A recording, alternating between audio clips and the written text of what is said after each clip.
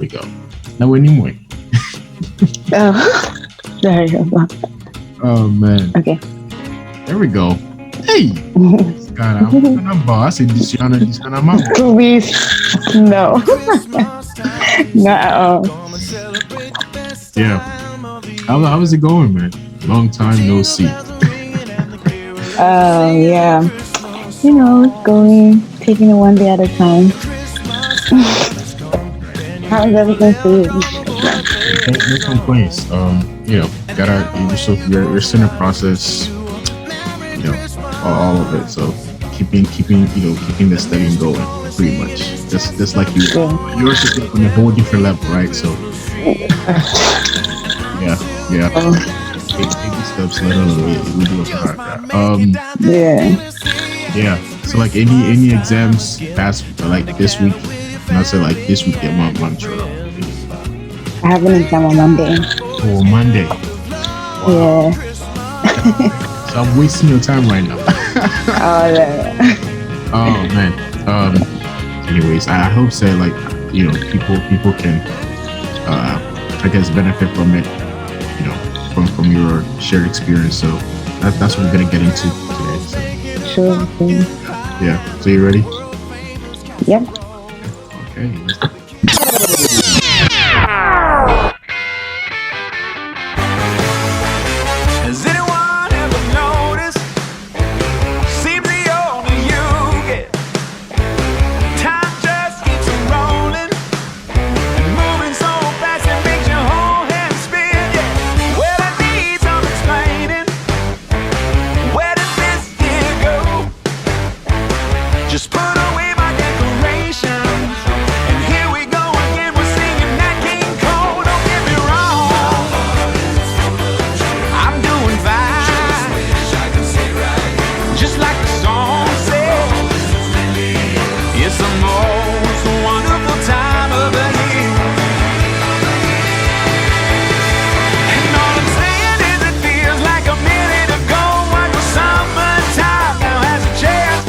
Alright guys, welcome to the 9th episode of the Premed podcast. Today I have with us, all of us here, a friend of mine from church, okay? And we're gonna dive into pretty much gap years, post bags. I think even worth it, right? All these things are worth it. So we're gonna dive into that. I wanted you guys to learn from experience. Well, first hear her experience, right? What she has to say. Advice and all that. We're gonna dive into that today. So Matilda, welcome to the Premed Life Boat. Thank you for having me. No problem. Absolutely. Yeah. So let me ask you this: how do they pronounce your last name? Well,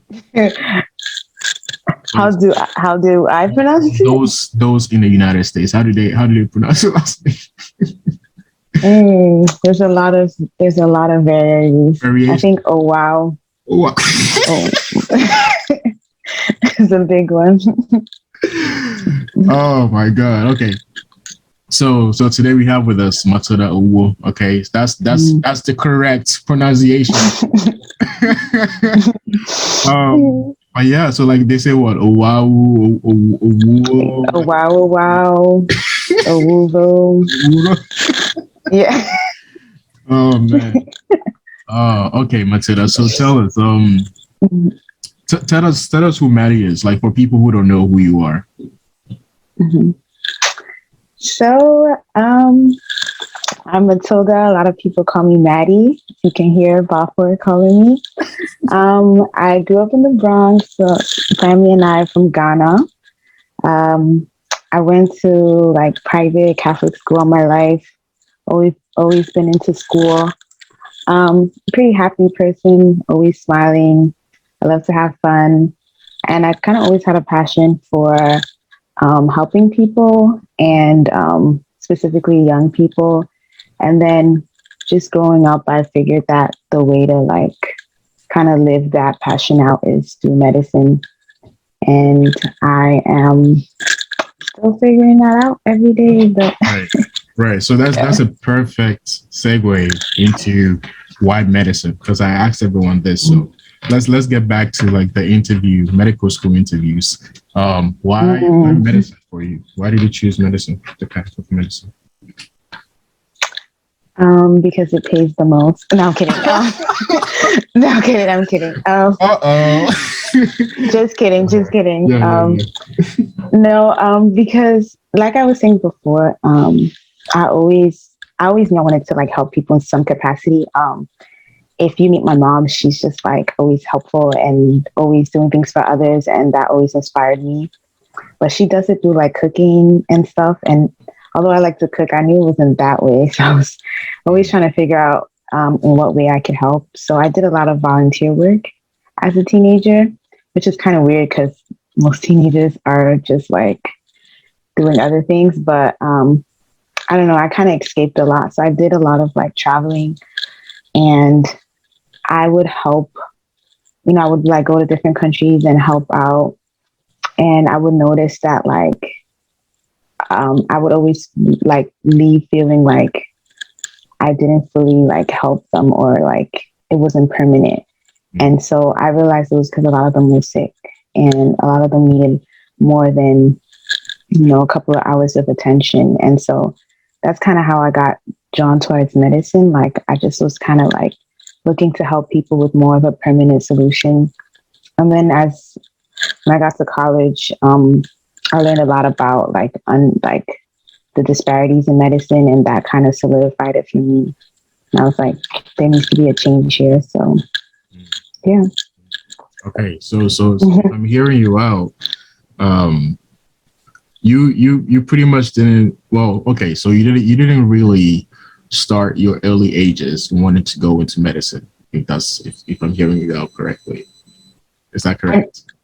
I like it wasn't solidified. Yeah, like I wasn't sure. Yeah. Okay. Yeah. So what did you like? You pretty much idolized your mom and like saw that through her. Okay. Mm-hmm. So which places did you travel to? I know you travel a lot.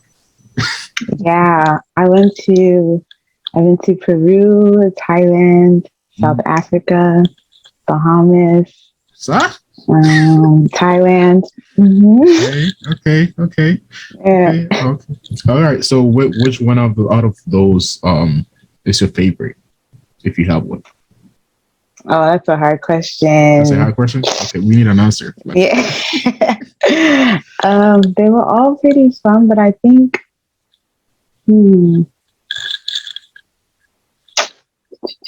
Wow, this is hard. I think I really enjoyed India. I didn't even mention that as one of the examples, but I really enjoyed India because it was like the biggest culture shock for me. And usually I don't experience that because being from Ghana, like not many other places like culture shock you. So it was the biggest culture shock in the sense that I learned a lot about myself, and I learned a lot about different cultures, because in India, there's a lot of different cultures within India, religions, and the way people practice, what they eat. So like you could literally be in one town versus another, and it's completely different. And everybody just adjusts accordingly. So like where I was, for example, was called Gujarat, which means like dry state. And a lot of the people in that area where I was living in a temple, they didn't eat any meat or any products that came from meat, or like, and they also ate in small proportions, which was difficult for me because I like to eat. we gotta have that fufu and and like the light soup and goat meat. Yeah, so that was hard, but it was fun. Yeah. Oh my god. Yeah, right. Okay, so that's nice to hear. That's nice to hear. That's a nice tradition. Okay, so what exact point at your, I guess, journey to discovering medicine did you know that, okay, like this is really what I want to do? Like a particular instance, if there is one. Like during this journey of yours, like was there like a particular moment you were like, like, so you talked about how you on your travels, you always left feeling like you didn't help like much, right? Was there like a particular story you can share with us that like just hit the nail on the head pretty much. I never thought about like a moment. Yeah, that's my job to bring those answers out of it, right? Right. On the spot here. Wow. I feel like I have to think about this. Okay. When I went to South Africa, the project was we were working with some students in a township. So in South Africa, there's towns and townships, and basically townships were where like people of lower socioeconomic statuses lived. And you could pretty much like draw a line between where they lived versus where like people who were more well off lived. And we worked with them, and it was to help them. It was more of like a public health thing. So we were helping them find ways to improve their community and like highlight different things in their community that like could help them improve their like day-to-day living. So so we were doing that, and it seemed like, I was contributing, to society or helping them out. Yeah. And then getting to know more about like their stories and like why they were in the program they were in. A lot of them like were HIV positive because they were like just from being born to mothers who had HIV, and a lot of them were uneducated about it themselves. And a lot of them had different, sicknesses going on, and they were still happy. But I remember like saying to myself, like, I definitely want to do more. Like, I definitely like want to make like this smile or this happiness like a little bit more permanent, right? Because like it was almost like I was just like scratching the surface, and I always seemed to be drawing towards people that were physically sick as well. And so to me, it was kind of like almost like a sign that like in order to really make, I feel like to really make somebody accomplish their goals and do everything that they want to do, like if you could impact their health to get them to that place, I think like you've given one of the greatest gifts. So yeah. Right. That's good to know. So that's kind of like the genesis and the exodus of like you going into medicine, right? Yeah. All right. Great. Yeah. So now let's dive more into the exodus of it. So that's pretty inspiring to hear. Okay. So when was this trip? Like, was this like what in college? What year was it? Like this was the summer of it was a study abroad. So it was summer of after the first year of college. Wow. Okay. So like right before going into your sophomore year, pretty much. Wow. Okay. Yeah. Now I can see how impactful it is. Okay. So yeah. Let's before we get into the post-bac programs, let's dive into your high school experience. How was high school? High school was fun. So I went to a Catholic high school. It's called Cardinal Spellman in the Bronx. Shout out to my Spellmanites if you're listening. But yeah, we got our Bronx people listening. Okay, good. So if anybody knows anything about Catholic schools, Cardinal Spellman was pretty much one of like the bigger ones. I would say one of the popular ones because we were a mixed school, meaning we had males and females, whereas in Catholic high schools, it was more likely to see all males or all females. So we were one of the mixed schools, kind of like the cool kids. My school was like huge, kind of big. We had like a football. It was like going to like school, like a High School Musical thing. There were a lot of like cliques and stuff. But I was really involved in high school. I was like in everything for no reason. But I ran track. I was like the vice president of the school. Let's go. I did volunteer work. I mean, I just did too many things, but that's how filming is. Pretty much everybody was like super involved. So it was fun. I had a lot of friends. Okay. Yeah. Okay. High school was fun. Okay. All right. How was the transition to college? College. So I also went to a pretty big school. I went to Syracuse University. So it's up in Syracuse, New York, upstate, about 5 hours away from the Bronx. Syracuse is huge. With all the cold weather. Yes. And crazy winters, right? Yes. Like it really shocked me. But why did you choose to go to Syracuse? Why did I choose to go to Syracuse? There's a lot of reasons. Well, one, because I was in a program that had a list of schools that they, like, if you got accepted to, they paid half of it, and Syracuse was one of it. So that was definitely a reason. But I did love Syracuse. I had visited many times before. Also, coming from a big high school, I pretty much wanted to go to a big university. And I'm a super involved person. And so clubs, activities, and like just like the name of the school being, you know, kind of popular was important to me just because of the things I wanted to do. So right. Yeah. Okay. So how was Syracuse, like your time over there? And what was your major at Syracuse? So I was a public health major and a psychology minor. And pretty much similar to high school, I was involved in more things than I needed to be. Some of the bigger ones was being a resident advisor, and I was in like African Student Union. I was doing a lot. Yeah. a lot. Mm-hmm.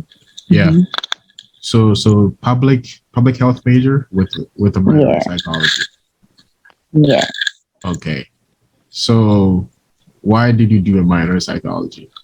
So that's actually a funny story, and my friends always laugh at me about this. But so part of the public health major and just general courses involved like psychology courses. And I remember taking one psych class, and I was talking to my teacher about something, and she obviously was in the psych department. I had told her all the classes that I take, and she's like, "Are you a psych minor?" And I was like, "No, I guess it fell this way." She was just like, "You pretty much only need like 2 more classes and you're a psych minor." And so just being, like, why not? I know. Yeah. Literally that's the huge, like the biggest part of it. Right. So I took 2 more and I was like, psych minor. Yeah. Why not? Okay. So you were not Premed, Maddie. I was Premed. You were Premed? Like on the Premed track? Yeah. Yes. Okay, just with the public health major. Okay. All right. So right. So college. Let's see. Freshman year, sophomore year, junior year, senior year. What are the experiences that you faced that you remember so much, right? Like, I mean, what are kind of like, in terms of classes that you took, what are some of the shockers that you had? What are some of the pitfalls that you had? How do you bounce back from that? Let's dive into that. So, in terms of classes, so I hated organic chemistry. I'll just start there. Oh, let's go straight to it. Yeah. It was not my favorite, but I also think it was because, like I was saying before, I was super involved in school, and I was a little bit more interested in my major itself than my pre-med classes. And so I put a lot of time and effort to that. And so and also like, I knew for a long time that I knew I wanted to be a doctor, like, but I kind of also knew that it wasn't going to be right after school. So that was another reason I kind of I wouldn't say I didn't take it seriously. I wouldn't say there's not many things I don't take seriously. It was more like I just didn't put enough time towards it. And I just don't like to end with grades that I don't like. So I just, it just didn't happen. Yeah. Okay. Yeah. You dropped the class. So, yes. Okay. All right. But I took everything else. I think general, like biology and chemistry. I mean, they were pretty doable. Any calculus concepts, or Syracuse does it? I did not take calculus because calculus isn't required. So I did the minimum requirement for Premed. so Syracuse, I did statistics. For statistics, okay. Wow, Syracuse. Yeah. Okay. The listeners are watching and they're like, "What?" All right. But anyway, yeah, that's okay. So you dropped organic chemistry. What year was that? Sophomore, junior? I think it was junior year. Owuo was junior year. Wait, hold on. By the way, do you guys pronounce it Owuo or Ochem? Because I know that that thing is like all over, like it differs from each school that you go to. I think we said Orgo. Owuo? Okay. All right. Yeah. Okay. All right. Or New York. Yeah. Owuo. All right. There you go. So that's how come I was sitting in Owuo class one day. Okay, minding my business at the beginning of class. And this girl runs and just taps me on my shoulder. I'm like, what are you doing here? Right. Tell me about how what was the process like leading to that moment that we met at the class. What was that process like, and at what point were you at during that time? Wow, a lot of things happened in between those times. So after I graduated from Syracuse, like I said before, another passion of mine is working with kids. So I worked for something called City Year. I don't know if you've heard of it, but basically it's City Year. Okay. So basically it's an AmeriCorps program, which is like it's a 1-year program where you, if you've heard of Teach for America, they run under the same umbrella. So they basically put you in, they're all over the country. They put you in a school that is underrepresented, and most of the students are struggling on either levels of educational or social or mental, and some of them all three. And so you kind of work there, and basically everyone is recent graduates, and they're either looking to go to law school or med school, or it's kind of like a gap year thing, right? Like figuring it out while doing something good, and you get a little bit of a stipend. How much was the stipend? Just an estimate. Oh, it was $600 a month. Okay. Yeah, but the thing is, most people came from out of state because most people wanted to be out of where they live. So people went to different states. So that $600 did nothing, but I stayed because I knew $600 wasn't going to do anything anywhere. So I stayed. So I did it in Harlem, and it was probably the hardest thing I've ever done in my life. Really? Yeah. It was emotionally taxing, and it was a lot of work and a lot of dedication. We got up. We had to be in school I was also a team leader because, again, everywhere I go, I must do more than I'm supposed to. So I was a team leader, and so I had to get there to school at 6 a.m. and then I was the last one to leave at 7 p.m. every day, Monday to Friday. So 13 hours pretty much. Yeah. And right. Okay. So so there's a whole bunch of things that went into that, but just fast forward, because it took so much time out of me, I was trying to study and like apply, and I didn't know what I was doing. Yeah. And then before I knew it, the year came out, and I finished that program, and I applied to be a scribe, and so I was scribing, and then I was like, okay. ScribeAmerica? No, I worked for CityMD. ScribeAmerica. Oh, okay. CityMD. Okay. CityMD, yeah. So I was working for CityMD, and I loved it because anybody that works for CityMD knows that their scribes, like, they let their scribes do way more than everywhere else, pretty much. They do a lot.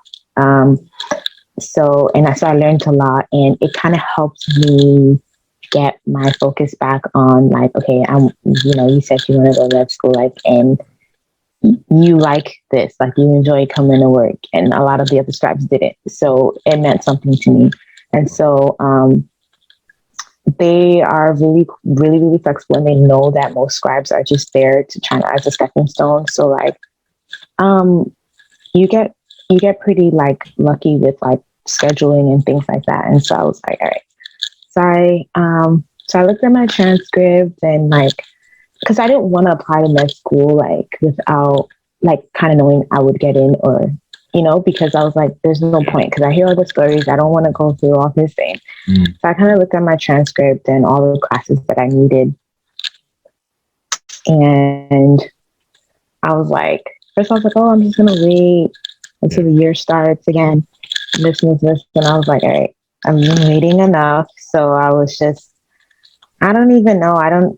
There's no specific reason why I chose Lehman. I think I just, I think I was looking for the summer.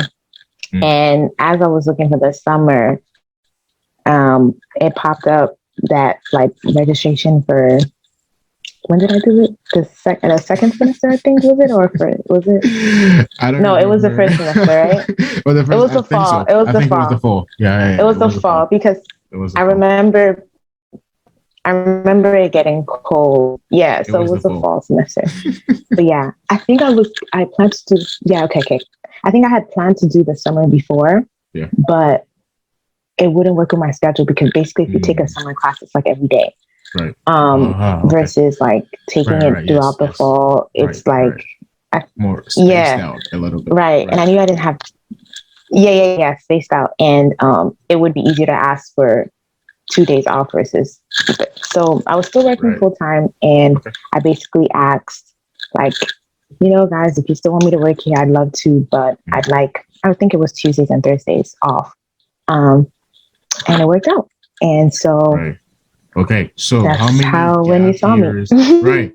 I was like, how many gap years did you take that, Matilda? So that's two. One when I was in City Year, and one when I was CityMD. Yeah. Okay.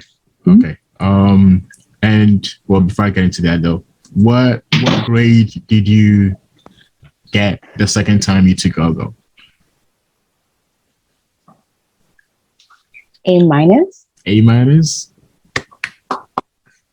Ooh, let's get a cheers up. Yes. That's nice.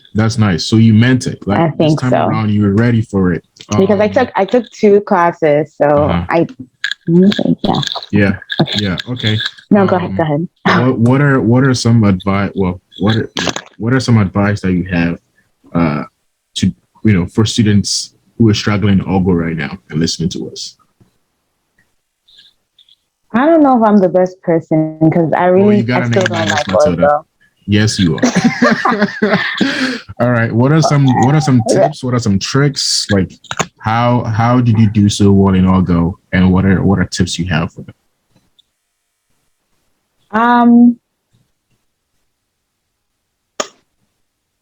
Yeah. If I would say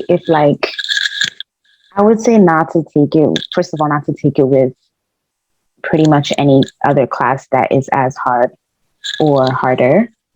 If you know, like, truly you can't handle it, first of all, because that was my first mistake. I think I was taking like Orgo and I don't know, some other physics and something else, when I was in Syracuse, which was like, why? First of all, if you can do that, it'll save you a lot of stress. Second of all is to ask for help. I have a huge problem with that. Not because of like ego or anything, but more because like it's hard to kind of know what to ask for help in, right? Because a lot of times, like what I found myself saying is like, I need help. But if you don't know what you specifically need help for, pretty much you're going to end up leaving wherever you went to get help the same way you came in. So like, like you definitely need to give it a chance yourself before you ask for help, and then go ask for help, and then ask for help again and from different people. So like when I was in Syracuse, I didn't really go to TA office hours. And when I was in Lehman, I went to TA office hours. I was all up in that. I don't even remember his name, Lord. But I was all up in his office all the time. And I didn't wait till I didn't understand something. If I didn't understand something, even in the beginning, even if it was super simple, like general chemistry stuff, I would go and make sure I understood it, because also like I was in a very different place. Like I couldn't afford to like not do well. Right. So like, I went to him at every chance, and I think I did a lot more practice questions than I would do before. Right. And that carries on into even medical school. Practice questions are pretty much gold in every class. I would give advice. Oh, you're talking about the Owuo professor that we had back then? Yes, the one with the accent. I think his name is Burton. Benjamin? Burton Potts. Benjamin. Yeah. There you go. Yeah. I was in his office a lot. Yeah. Great. So did flashcards work for you for Ergo? Or didn't you use it? Oh, okay. No. Okay. I didn't.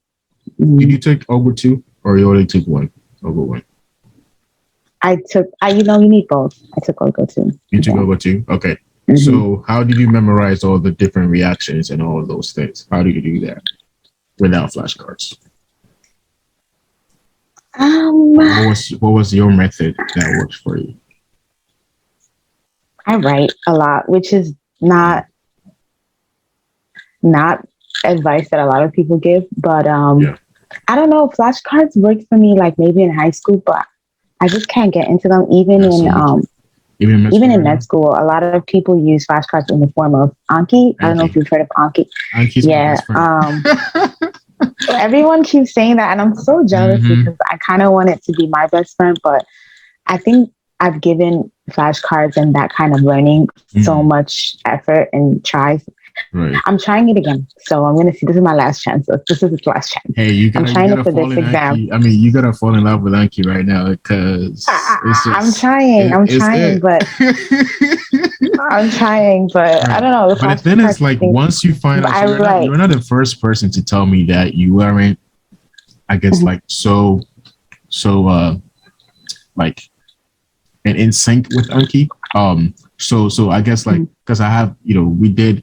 Well, guys, so those who listen to the 7th episode with Ezekiel, he also has the same, like, I guess, like, pathway whereby he has a different method of, like, studying stuff, right? And memorizing stuff. So I guess, like, so far as you find something that works for you, like, go with it, For sure. So Yeah, for sure. Right.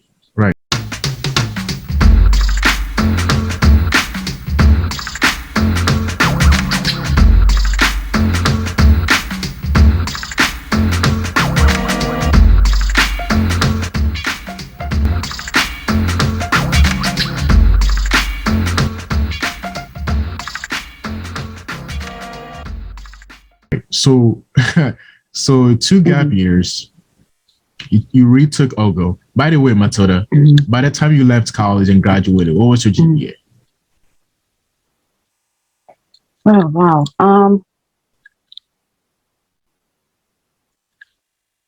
3.55. 3.5. Solid. Okay. So what went into the decision of you taking 2 gap years? Was it in part with Ogo, or you wanted to like explore life more? What went into that decision to take gap year? I think it's a combination of all those things that you said.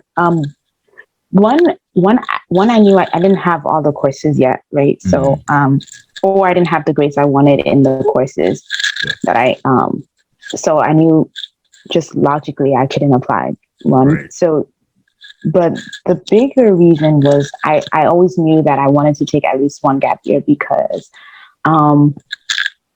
before I go into anything, I talk to a lot of people, which is something I would advise, like talk to as many people, not too many, but enough people with different experiences. And a lot of people kind of told me that, reminding me that like once you get into med school, that's pretty much like kind of like the rest of your life, you know? And so like, right. And so like, if you know that you're somebody or, you know, that has always wanted to experience something or just want to take a break or just kind of do something else before you go into that, like it's okay. Like you're not going to do any better if you went right after. And so I was talking to a lot of people and they were saying the same things. And I was just like, people don't just say things just cause, right? And like, I think a lot of mistakes that people make is just like not learning from the mistakes that other people have made. And so I decided, like, I think my junior year, I was like, all right, I'm definitely going to take at least a year off.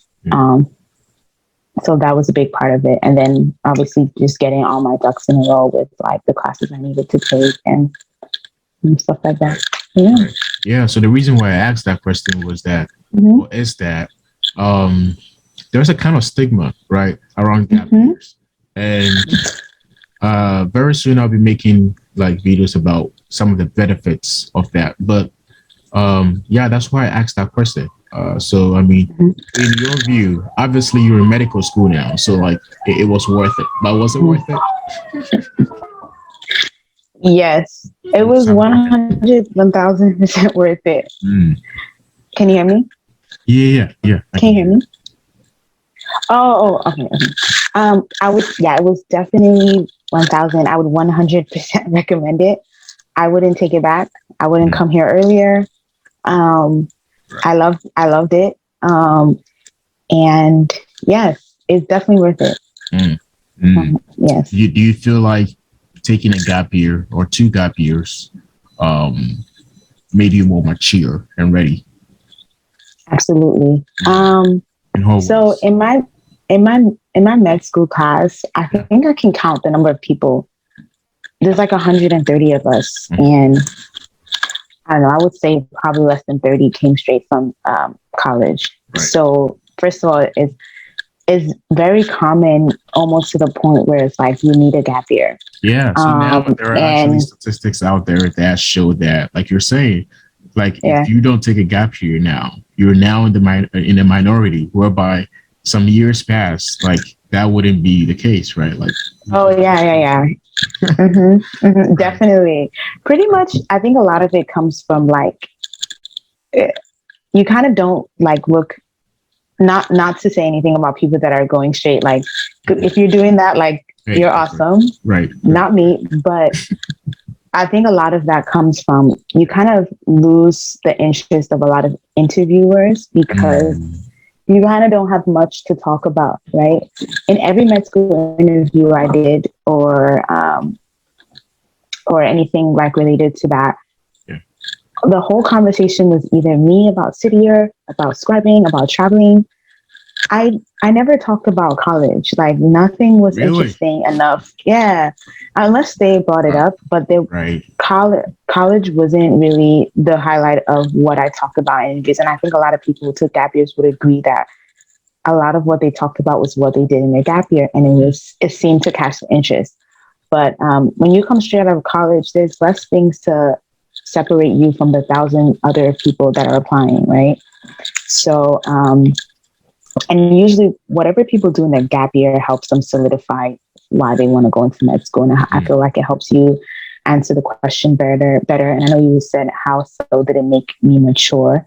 I think it definitely humbled me because just being around, like when I was scribing, being around a lot of doctors and a lot of other scribes that were trying to also get into med school in different schools, just like learning that, like, you know, everybody is trying to do this, and like it's not really about being the smartest or knowing the most, but it's about your passion.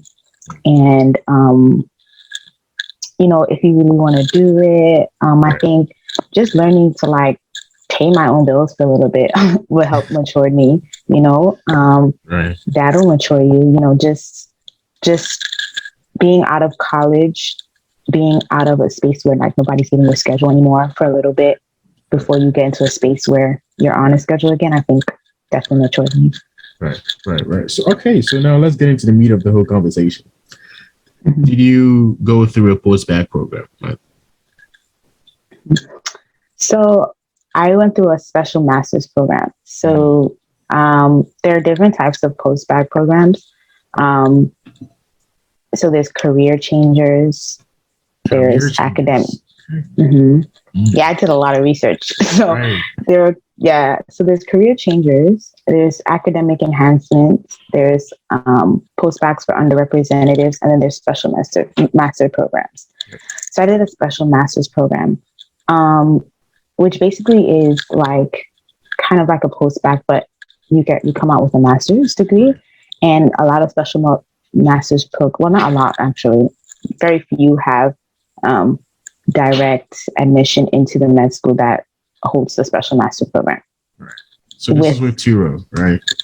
This is Touro. Touro College. So yeah. Why did you choose that? Well, why did you choose Touro out of all the possible schools out there that you could have gone to for this special master's program? So, like I said before, when I was in college, I didn't prioritize my science classes, and so I always knew that my science foundation was a little weak. And like I said, from talking to a lot of people, I knew that would be an issue, like moving forward. I was like, even if I get into middle school, I'm going to really suffer. And so just during the application process and things like that, it was a time of COVID. So a lot of things got pushed back and postponed. And I really didn't want to be home for another year. And I was kind of being like, I don't know, like I was like almost like I knew like it was a sign that I needed to do something before I went into med school. And so that was to do something. And there's a lot of post-BAC programs out there. There's a lot. But I didn't want anything that would waste my time. So it kind of just happened where I was like, okay, let me just do this master's program. Yeah. And then, you know, finding out that it had a direct admission. Right. Like, oh. Right. And now you're in med school. Let's go. So Touro was fast forward. Yeah. Touro was 1 year. The special master's program is a 1 year program, or 2 years. 1 year. One. Right. Okay. Accelerate. So, it's more like 10 months, but yeah. Okay. And by the way, Maddie, that means that you did not take the MCAT, did you? I did. You need to take the MCAT to get it. Okay. Interesting story. Yeah. How was the MCAT? And what did you get on the MCAT? Let's skip that conversation. Skip that conversation? No way. This is the Premed life book. Yes. Please, let's skip that conversation, please. Oh man! Wait. So okay. First, when did you take the MCAT? Was it during the special master's program or like before it? No. You need the MCAT to get into the program. To get into the program, okay. What is the minimum score that you need to get into? Well, that you need to get into the program. Oh man, I don't want to give you the wrong information. Yeah, please check for us. That way, if someone wants to get into the program, like. That is definitely something we need to know. I might have to look on the website for that. Yeah. But why would you do that? Tell us, how was your MCAT experience? Oh man. Yeah. That's a little PTSD for me, but Like I said again, that's also another reason that also gave me insight into me knowing that my science foundation was weak, right? And so knowing that I had to do something about that before med school. So originally I thought that I was going to do a master's program and probably take another year to apply and things like that. But like, thankfully I found this one where I didn't have to do that. But it was really, really tough. Because I kind of was like trying to study for something that my foundation was weak for. Right. And I also found myself not being as consistent because I was like always working and things like that. And so like, I was like taking classes. All right. Let's not get it too much into the PTSD. So. Okay. Yeah.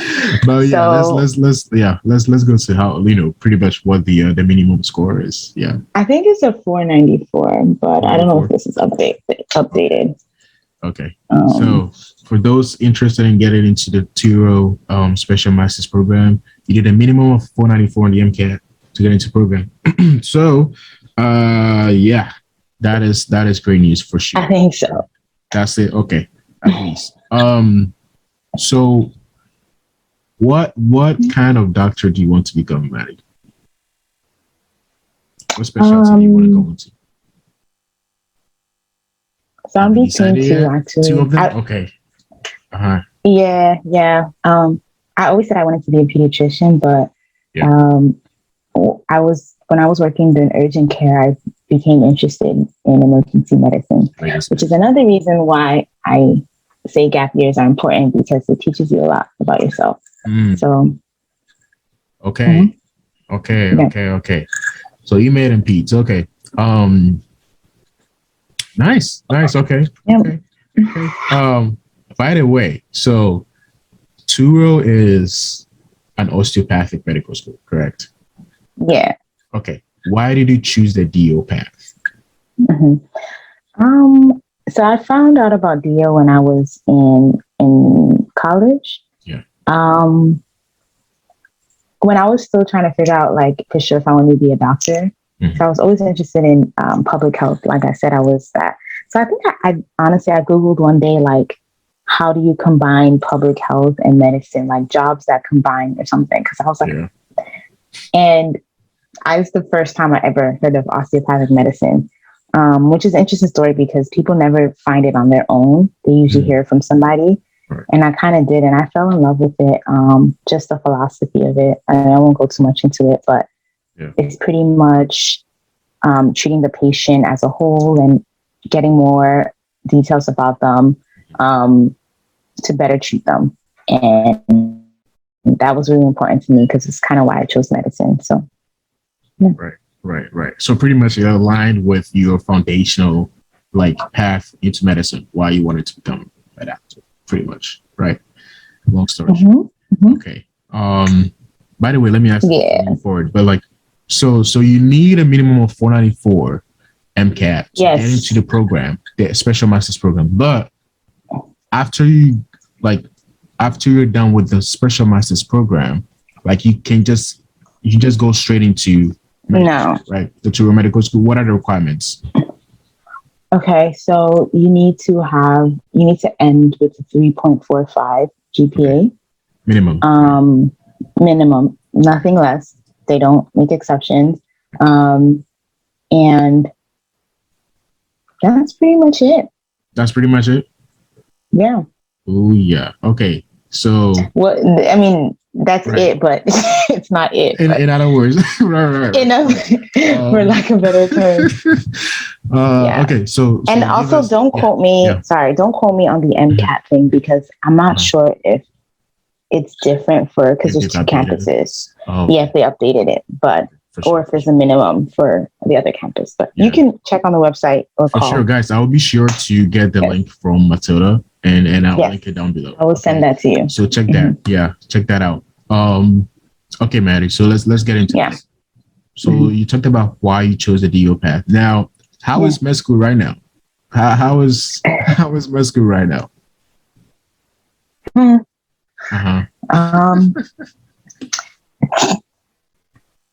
It's it's an experience. It's definitely it's difficult. It's difficult. It's a lot of work. It's a lot of time and energy. But it's very rewarding, I would say, because a lot of times you kind of just stop and remember, like, oh, I'm here, and I feel privileged to be here and to learn. But it's a lot. It's a lot. But I think everybody that's going to this path already knows that. That is true. So when you say it's a lot, tell us the details. So classes, well, okay, so like, well, let me ask you this. Can you give us like a gist of what classes you took during the SMP program? Like, pretty much, like, what kind of classes do they let you guys take during that time? So Touro pretty much makes you take all the classes that the med school students take, with like an addition of like some other, I think, community service class. Right. So it was interesting. So you guys are taking the class at the same time with the first year medical students? Yeah. Yeah, not in the same like time, like literal time, but it's the same. Much like the same class they're taking. Right. Right. Okay. Okay. So that's how they're testing you to see whether, okay, if you can take these classes, then you're ready for it, right? And do well in them, then you're ready for it. Pretty much the philosophy, right? For sure. Touro, if you guys are listening, come on and sponsor us, okay? Free advertising. Free advertisement. Yeah. Okay, right. Right. Okay, so back to the medical school right now. How it's going? Class, is it what you're expected in terms of like class content? I know there is this analogy that people normally give of like, it's two fire hydrant, right? The fire hydrant, right? Like you drinking from a fire hydrant hose, and then like there's the other one where you're like, okay, you're throwing mud against the wall and trying to see which one sticks, but it's like every time you throw it, it's not sticking, right? I've never heard of that one. Okay, right. So what is it for you? Those two analogies. Which one have you experienced so far, and how is that experience like? I never heard the mud one, but I've never heard that one. But the fire hydrant one is definitely true. And when I was in college and applying, I heard that all the time. But you don't really know what it means until like you're actually in it. Yeah. It's actually like a water, like it's trying to do that. But yeah. So how do you manage? What are some of your coping skills to manage with it, pretty much, and to deal with it? Yeah, and stay on top of your stuff. What do you do? So first of all, I'm a Christian, and so God, just going back to God and praying a lot has definitely been like my rock, and like definitely what's helped me the most. And then my family and friends, shout out to them, because I swear I would not be where I am without them. There's many times I've like called my friend and I started crying, or like I would call like a family member and I just don't have to say anything, but they kind of know, and just having them support me, like they bring me food all the time. And if you know everybody in medical school and you don't know what to give them food. I swear. Yeah. Because I have a theory that like studying just drives all the glucose out of you, so we're always hungry. So like just give them food. But yeah, just God, family support, and then remembering to self-care. I know that's a big word that everyone throws out around, but it's important. Right. What are your strategies when it comes to self-care? What do you do for kind of to avoid burnout? What do you do? I watch Netflix. Okay. Yeah. Which you probably don't think med school students have time for, but you can if you make time for it. If you make time for it. Okay. Yes, yes. Yeah. I should Actually, probably that's say like go to the uh-huh. gym or something, The but gym. I Great. don't. But a lot of people do that, but Mm. I don't. But Yeah. Yeah. just doing something that's not studying sounds Right. like so easy to do, but it's hard. Yeah. So Mm-hmm. something easy as watching Netflix or Right. just leaving your study desk, yeah, for a little bit. That's the next. All right, tips, guys. I hope you're Yeah. taking notes for sure. Yes, yes. Watch Right, Netflix. right. So that's a good segue actually. What do you do in terms of planning your schedule? Do you keep a schedule? That's kind of like a tautology question to ask medical students. Do you keep a schedule? What softwares do you use to help you with your schedule and stuff? So as I mentioned before, I'm a big writer, right? So I used the planner for a long time, and I still kind of do, but I've started to realize that it's a little easier to be digital, just so that it's so I use Google Calendar, and it's more for convenience because my school uses Google Calendar, so I could kind of just input my personal things into all the school events and classes that are already there. So that just makes it easier. And just color code based on class time, study time. So you're a visual person. Stuff like that. I'm not like those super. Yeah, I am visual, but I'm not like super like nap time, like shower time. Like I know people that do that, but oh yeah. People like down to shower time. Right. Oh, do you do that? Hey, look, you gotta do what you gotta do. Oh wow. Okay, nice. Yeah, that'll be really good for you. When you have crazy schedules, that's crazy. So yeah, but yeah, that's good to know. That's good to know you use Google Calendar as well. It's super helpful for sure. So I can't leave you without asking this question. Which class so far has been the hardest? And have you, out of all the exams you've taken, have you failed any yet? So that was two questions, right? Physiology, I think, is my hardest class. It's just really conceptual, and you can get like really lost in it. I haven't failed a class, luckily. Ooh. Okay. Cross fingers, pray to God. Nice. I haven't, but I can attest that to my school being really, really, really supportive. And I think I learned a lot of lessons taking classes over and all that, just to know like the methods I need. So, yeah. So no field classes yet. Great. Nah. Great. So physiology, huh? What about physiology is so difficult? I don't know. It's just too many things about a human body to learn, isn't it? Yeah. It's oh man. It's almost like every science is involved. Right. Like you don't catch a break. Like there's a little bit of chemistry, there's math, there's biology, there's anatomy. Whereas I feel like the other ones you could kind of just like focus. Like anatomy is just like you know it or you don't, right? Right.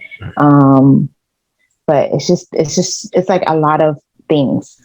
And so, but it's not the worst. So so yeah. Right. But if I had to choose, I would say that. Yeah. Okay. Last question for you. Well, last one. If you were to do this over again, will you do this again? Will you take this back? Going to med school? Yes, okay. I would. Great. I think. No, I would. Yeah. I would. All right, let's end on this note. What is your general advice for premeds out there that are listening to us on this journey into medical school and into medicine in general? What is your advice or advices, if that's even a word that you have for them, right? The first thing I would say is to take your time. Take your time with everything, like the classes that you're taking in college, whatever you choose to do in your gap year, if you take one, and like just to kind of like give yourself grace, like because getting, not getting the grade that you want or in one test or not getting into med school when you want to get to med school, it's not going to change the trajectory of your life. Like just chill out, honestly, because once you start med school, it's like, it's go from there. And you're just going to be taking exams and stuff for the rest of your life. So just try it. I know it's hard because like I was a pre-med and all pre-meds are overachievers. So like, but for real though, just take your time. Like this, it's not it's not a race. It really isn't a race. Like, so when you get to be a doctor, no one's going to ask you how old you are or what school you went to. Like they want you to take care of them. So just relax. Second thing I would say is, a lot of people think that you need motivation to do things.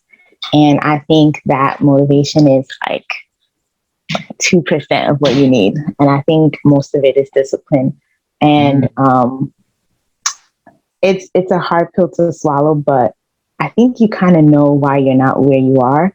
And so you just kind of need to be disciplined in getting to where you want to be. So if you know that you are not studying consistently, you need to make that change. If you know that your time management sucks, you need to make that change, because motivation will get you to sit in a class or get you to start an application, but discipline is going to get you to where you want to be. And I don't have a third one, but I feel like everyone always has three. So I think I'm gonna just leave it with that. Leave it with that, right? Like that is so deep. I mean, you're the first person I've met that has put it that way. So motivation is 2% of it, but discipline is 98% of it. That's crazy. That's deep, guys. That's we gotta give a shout out to that. Okay. Thank you, Matilda. I mean, no problem. Taking time out of your busy med school schedule, study schedule, and taking time out of that to speak with us. We appreciate it. Guys, join me to say a big thank you to Maddie. So Maddie, tell us, what are your social media platforms, right? Just a quick shout out so that students can follow you and stuff like that. I know you don't need that probably not that many followers anymore, but why not? Oh, stop. I would like you to follow me because I would love to answer your questions. Absolutely. So I didn't mention this before, but I am a student ambassador at my school. So it's my job too. So I can answer all your questions about it. If you want to apply to Touro, definitely talk to me so we can get you in here. My Instagram is Maddie, Mattie, and it's _LOVEE.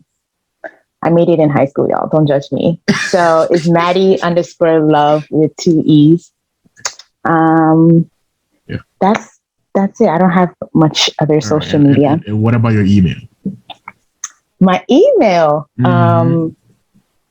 Wow, don't harass me, y'all. But please don't spam, guys. If you do that, like I'm gonna stop. So this is the thing. If I hear from any of our guests that you guys are doing this, I'm gonna let them stop giving you emails. Okay, so don't spam. No, I'm kidding. Please. I'm kidding. I'm totally joking. Okay. But yeah, if you put Premed Lipo in the subject line, I'll get to you faster. There you go. So we'll know. We get a special token. You're welcome. Yeah. So if you made it to the end of this video, you know that if you put Premed Lipo, I will prioritize your email. Absolutely.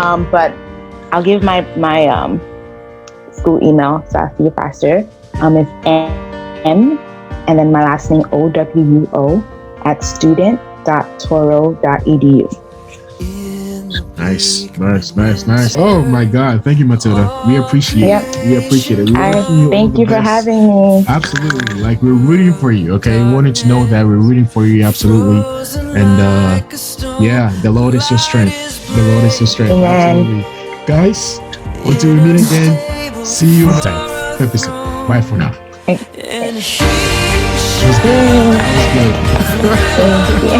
you.